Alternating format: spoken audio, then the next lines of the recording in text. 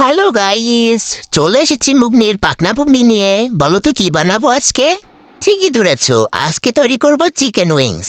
অনেকদিন পর বড়লোকি খাবার খাবো, তাই ভাবলাম তোমাদের সাথে শেয়ার করি। চলো কথা না বাড়িয়ে ভিডিওটি শুরু করা যাক। শুরুতেই আমি একটা বড় পোল্ট্রি মুরগির পাকনা নিয়ে নিয়েছি।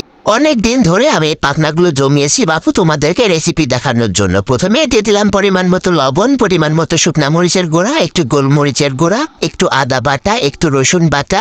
এরপর দিব সামান্য একটু জিরা বাটা, আর দিয়েছিলাম একটু কাঁচা লঙ্কা বাটা। মাখাতে মাখাতে মনে পড়লো আমি সয়া সস দিতে ভুলে গিয়েছি। এরপর দিয়ে দিলাম সয়া সস। তারপরে আবারও খুব সুন্দর মতো হাতের সাথে কুটনাটা করে নিচ্ছিলাম। এবার দিয়ে দিব রেস্টে। ওরে সালা কি আমি লাগছে রে!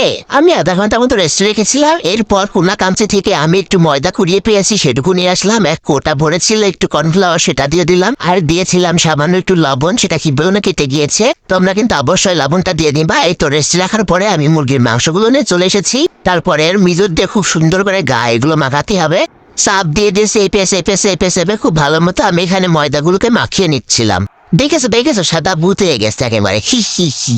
এবার এদিকে বেশ খানিকটা তেল গরম করে নিয়েছি। তারপরে একে একে সমস্তগুলো উইংস দিয়ে আমি খুব সুন্দর মতো অল্প আছে এগুলোকে ভেজে নেব। দুই পাশ উল্টে খুব ভালো মতো এখানে কিন্তু আমি উইংসগুলো ভেজে নিয়েছি।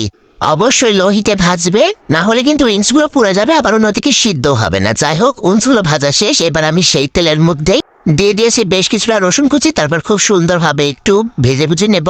এরপর দিয়েছি সাদা তিল। এটা অবশ্যই দিবে, তাহলে কিন্তু ফ্লেভারটা অনেক সুন্দর আসে, অনেক, বিশ্বাস করো অনেক। তারপরে খুব সুন্দরভাবে ভাজাভাজি করে নিয়ে এরপর দিয়ে দিচ্ছি টমেটো সস। আরে আরে কি হইতেছে! আরে যাই হোক, তোমরা সাবধানে দিব, অনেক ছোট তেল। এরপর কিছুক্ষণ নাড়ানাড়ি করে এর মধ্যে আবারও কিছুটা টমেটো সস দিয়ে দিলাম।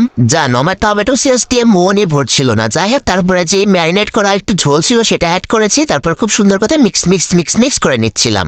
দেখো কালারটা কি সুন্দর এসেছে। আমি ঠিক এই পর্যায়ে এখানে সয়া সস দিয়ে দিয়েছিলাম। এখানে আমার ভুলটা হয়েছিল, আমি একটু বেশি পরিমাণে সসটা দিয়ে দিয়েছিলাম। তারপর এখানে কিউব করে রাখা পেঁয়াজগুলো অ্যাড করেছি। এটাও কিন্তু অবশ্যই স্কিপ করবেন, এটা দিলে কিন্তু খেতে অনেক মজা হয়, অনেক। তারপর আর কি এখানে এবার ভেজে রাখা কুইন্সগুলো দিয়ে দেবো। এরপর আমি আবারও ঠাস করে একটু টমেটো সস দিয়ে দিয়েছি।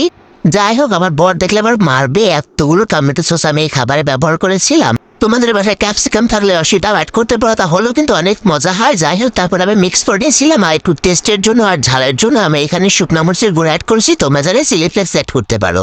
যাই হোক, এই তো নাড়ানাড়ি করাই যাচ্ছি। আমার রান্না কিন্তু শেষ। এবার একটা প্লেটে নিয়ে নিয়েছি। এরপর এখানে দিয়ে দেবো আমি সাদা তেল। অবশ্যই সাদা তেলটাই লাগবে, কালো তেল হলে কিন্তু হবে না। দেখেছো কত সুন্দর লাগতেছে? দেখেছো কি যে মজা! যারা খাও নি তারা বুঝবে না। অবশ্যই আমার রেসিপি ট্রাই করবে, এক্ষুনি এক্ষুনি দৌড় মারো।